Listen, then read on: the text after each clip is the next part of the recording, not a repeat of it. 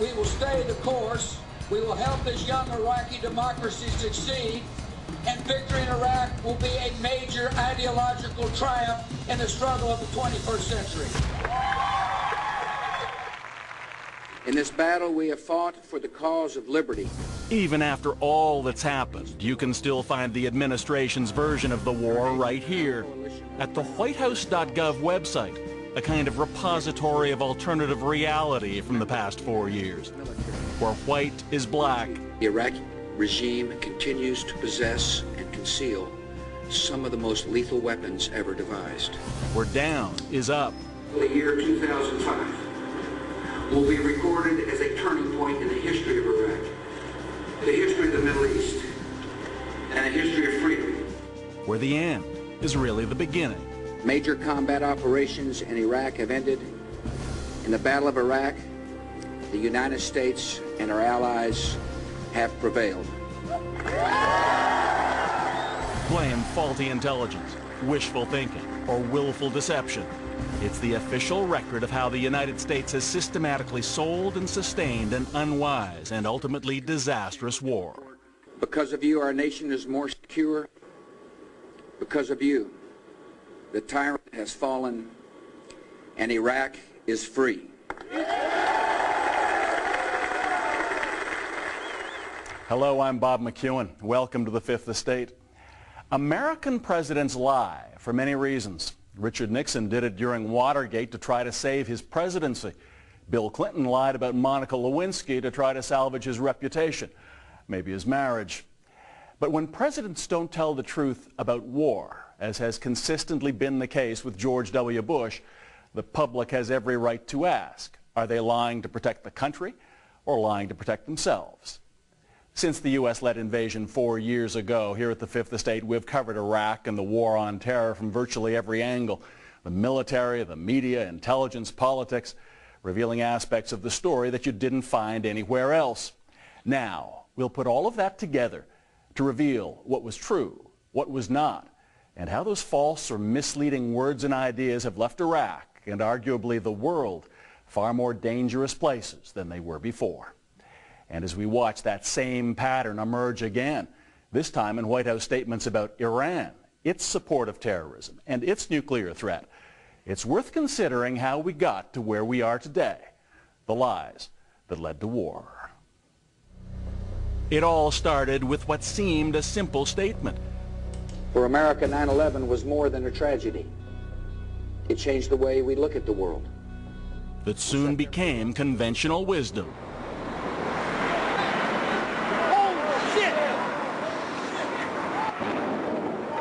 Of course, it's not that the terrible events of September 11th, 2001 didn't change a great deal. Obviously, they did.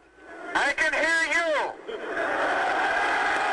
At least at first, they galvanized the American people in support of their president. I can hear you, the rest of the world hears you, and the people who knocked these buildings down will hear all of us soon. But 9/11 also disguised the fact that the seeds of the Iraq War were planted long before the attacks on the World Trade Center and the Pentagon. I wish I could tell you it was about oil. I wish I could tell you it was about Israel. No, this is about an idea. According to investigative journalist Seymour Hersh, that idea began with a small group of conservative thinkers in Washington who believed that if the U.S. deposed Saddam Hussein, a tidal wave of democracy would roll around the world. I wish I could tell you it was as simple as they were lying, which would be really, that would be great if they were just lying, because that would suggest some other reality that they know about. It was a world view that dated back to 1991 and the first war with Iraq. In the euphoria after the liberation of Kuwait, a Pentagon official named Paul Wolfowitz began working on a plan that he eventually called the Project for a New American Century, a 21st century dominated by the United States. The U.S. would use its unprecedented economic and military power to impose democratic values and protect American interests, if necessary, by preemptive force. According to this letter to then-President Bill Clinton, the trigger would be the overthrow of Saddam Hussein. Go in there, lay it down, it rolls over. Iraq rolls over, Saddam is ousted. You get rid of the top leadership, you get a moderate Ba'athist regime, and a democracy flows out of, like water out of a fountain. The Project for a New American Century insisted Iraq would be like Paris after the Second World War. American troops greeted as liberators. Just go in, it's going to roll over. They believe this. They believe this. Utopian, idealist, crazy. That manifesto was signed by a pantheon of conservative thinkers, many now familiar names. They couldn't convince Bill Clinton. Governor, are you ready to take the oath? But 3 years later, that would change. I, George Walker Bush, do solemnly swear. George W. Bush appointed to his new administration at least 10 of the hawks in the Project for a New American Century. Among them, Vice President Dick Cheney, Defense Secretary Donald Rumsfeld, Rumsfeld's deputy, Paul Wolfowitz, Pentagon advisors Richard Pearl, and former CIA Director James Woolsey. Now they were locked and loaded. All they needed was a reason to pull the trigger, a crisis, as they put it in this document late in the year 2000, on the scale of Pearl Harbor. Oh my God, there it goes! Al-Qaeda just happened to take care of that. James Woolsey. This country changed September 11th, just the way it changed December 7th of 1941. We are going to destroy our enemies. Indeed, in his first State of the Union address after 9/11, George Bush endorsed that new world order. The United States of America will not permit the world's most dangerous regimes to threaten us with the world's most destructive weapons. The next day, the hawks voiced their approval. This pronouncement from the Project for a New American Century, that at last the United States understands its role in the world. So 9/11 didn't really change everything at all. It simply provided what those in the Bush administration had been waiting for, an excuse to put their manifesto into action. And after the carnage at the World Trade Center and the Pentagon, the invasion of Afghanistan, headquarters of Osama bin Laden and Al-Qaeda, was an easy war to sell, both at home and abroad. But the White House had a much greater challenge: how to find a way to connect the September 11th attacks to Iraq, so they could take aim at the target they wanted most, Saddam Hussein.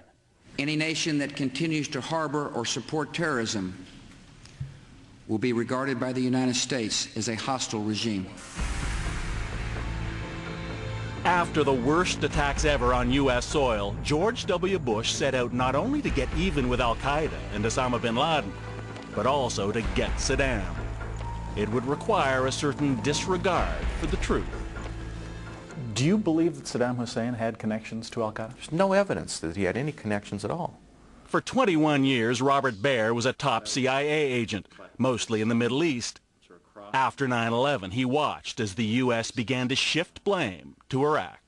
There wasn't an Iraqi involved in September 11th. There's no evidence there was any connection at all. And this is, months after the war, months after we've gone through the documentation of Iraqi intelligence. And yet we go to war with Iraq. It's just, the mind boggles. For me, it does. According to Baer, the U.S. was more than willing to ignore the true source of the terror on September 11th, and in the previous several years.